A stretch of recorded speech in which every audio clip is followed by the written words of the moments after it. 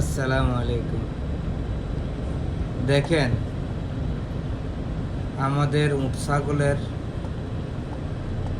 যেখানে উট ছাগল পালে ওখানে যে পাকিস্তানিটা থাকতো একটা ঘর, দেখেন ঘরের কি হাল অবস্থা। কিছুদিন আগে একটা বাতাস হয়েছিল, এখানে ঘূর্ণিঝড় হয়েছিল বৃষ্টির সাথে সাথে। ঘূর্ণিঝড়ের সাথে সাথে মানে পুরা ঘর উল্টাইয়া অন্য জায়গায় ফালাই দিছে। এই যে পুরাটা ঘর পুরা সত্যি নাচ বানালেছে।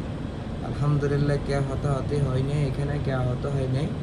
এখানে কারেন্ট ছিল, সব কিছু ছিল, কিন্তু এখানে মানুষ বসবাস করতো না। মানুষ যারা বসবাস করতো তারা ওমান চলে গেছে, বেশিরভাগ ওমান নিয়ে গেছিলো, সেই জন্য মানুষ ছিল না। মানুষ কোনো দুর্ঘটনা থেকে মানুষ বেঁচে গেছে আলহামদুলিল্লাহ। এটা হচ্ছে যে আবুধাবি আগান।